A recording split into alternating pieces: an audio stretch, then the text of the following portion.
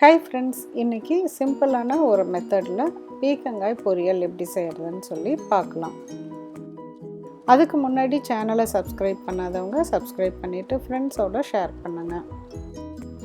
பீர்க்கங்காய் பொரியலுக்கு தேவையான பொருட்களை எடுத்து ரெடி பண்ணி வச்சுக்கோங்க. பீர்க்கங்காயை 1-2 தோல் சீவினா போதும், ரொம்ப வலுவலுன்னு சீவ தேவையில்லை.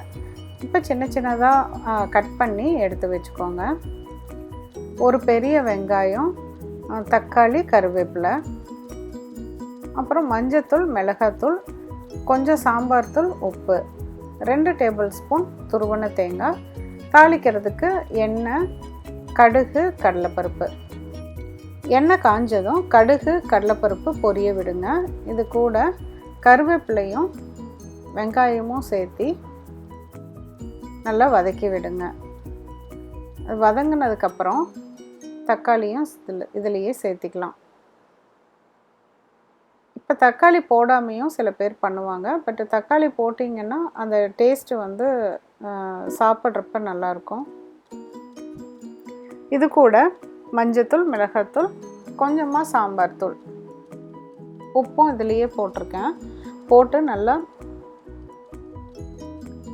பரட்டி விட்டுக்கோங்க.